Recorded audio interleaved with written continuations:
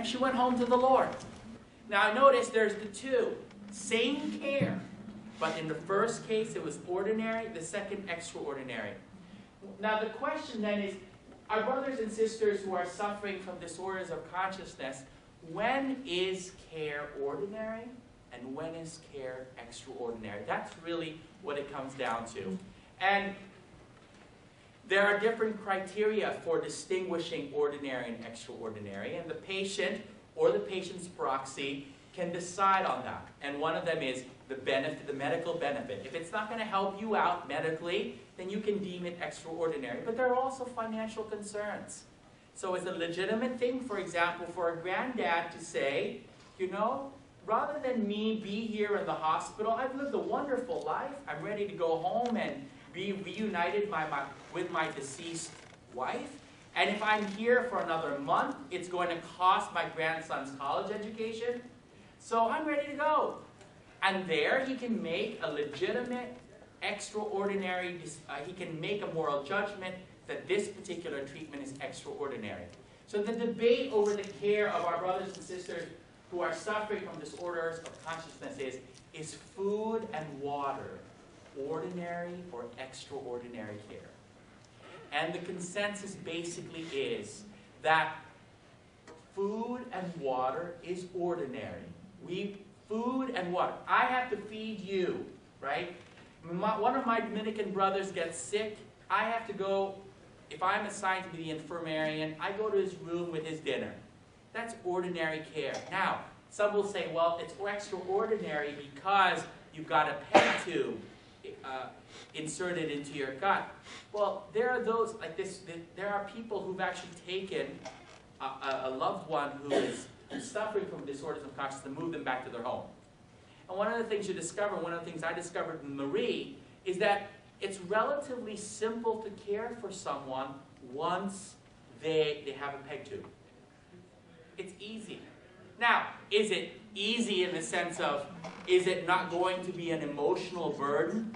Absolutely. It's going to be an incredibly great cross. But it makes no difference if the person is conscious or unconscious.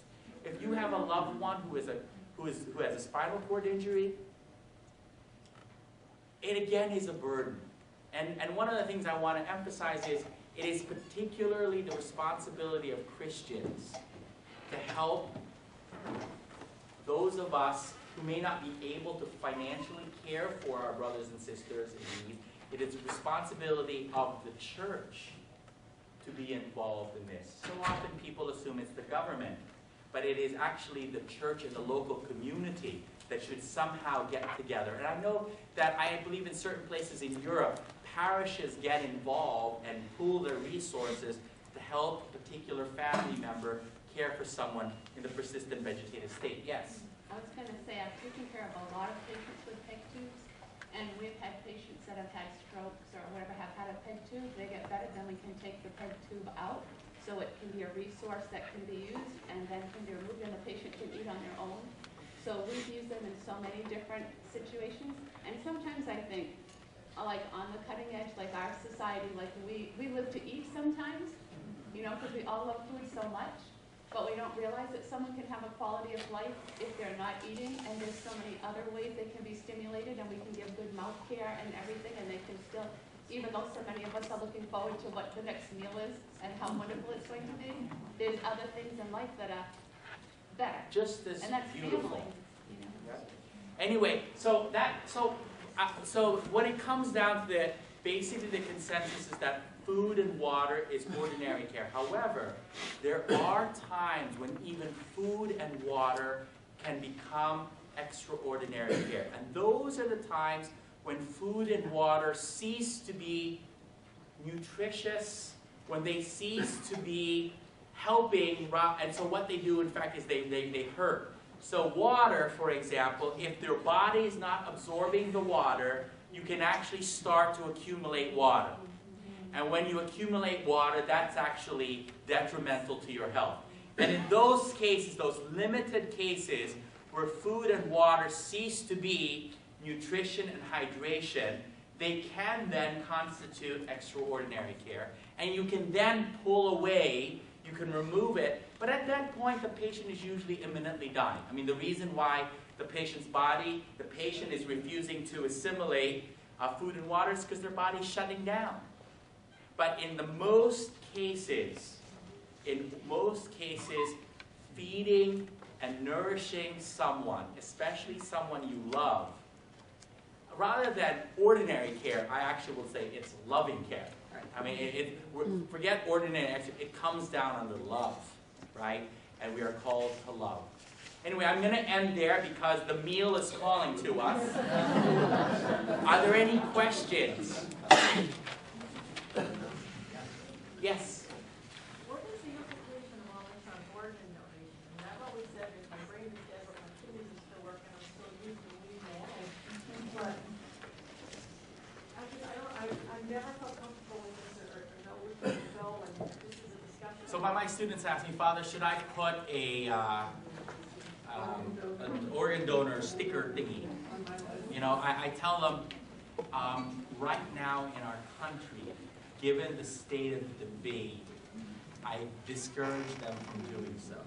You see, so again, because it's a matter of you must weigh the evidence yourself and make a judgment.